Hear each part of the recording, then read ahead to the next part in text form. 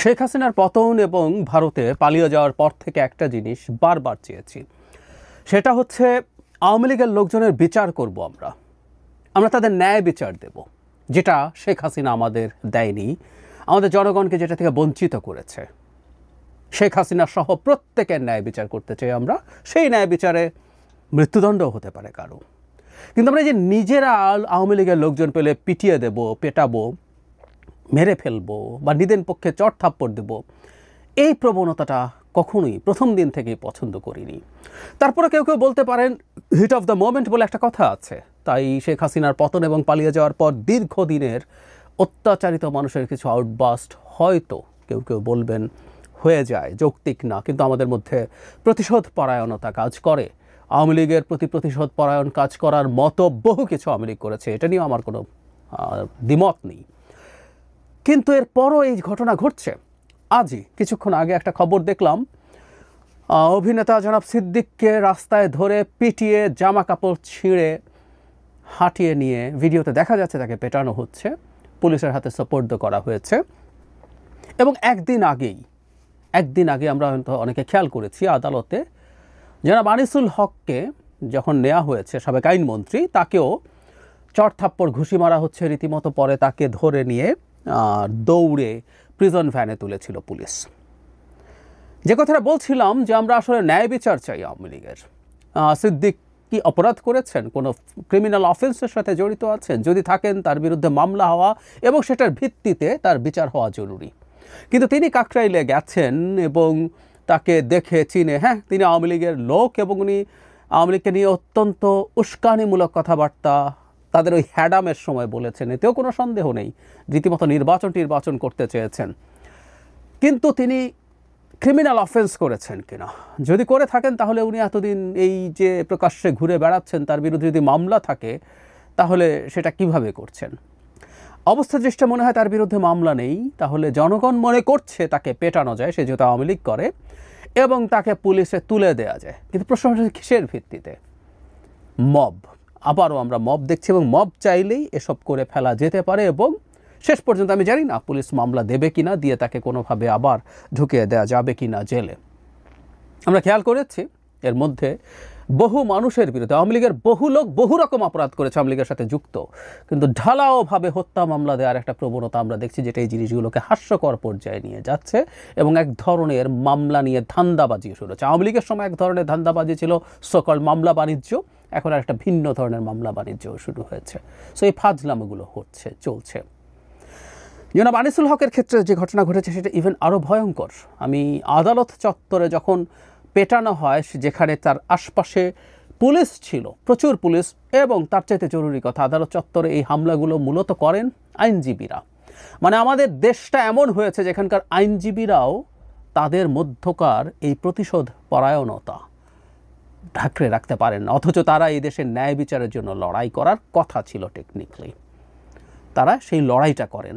আমি মানি যে আমাদের ইড আছে, আমাদের জন্মগত ইনস্টিংক্ট আছে, আমাদের রিপু আছে, এগুলো মাথাচাড়া দিতে চায়, আমাদের ক্রোধ থাকে, আমাদের প্রতিশোধ পরায়ণতা থাকে, আমাদের লোভ থাকে।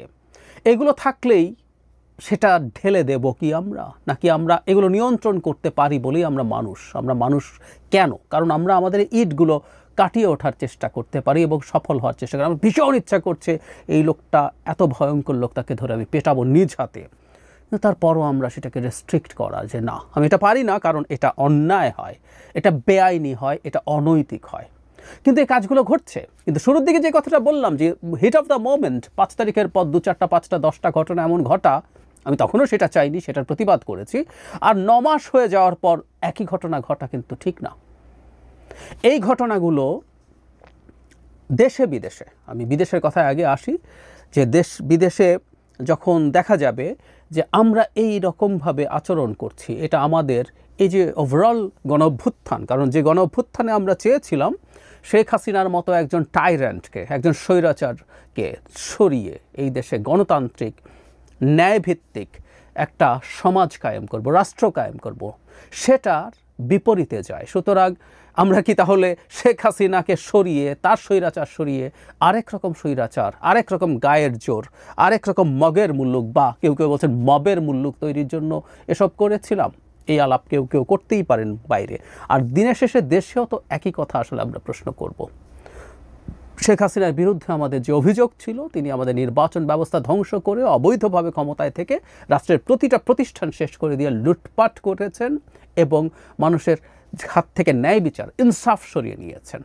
আমরা সেগুলো প্রতিষ্ঠা করার লড়াই করেছিলাম।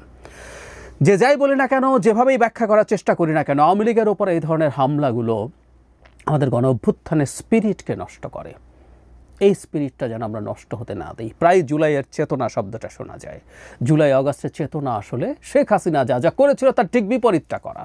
সুতরাং যখনই আমরা একজন সিদ্দিককে পেটাই, জনাব আনিসুল হককে পেটাই, আরও অনেকেই হামলা শিকার হয়েছেন, শামসুদ্দিন মানিককে পিটিয়েছিলেন, ইভেন দীপুমণি, ডাক্তার দীপুমণিকেও সম্ভবত পেটানো হয়েছিল, একটা ঘটনা ছিল।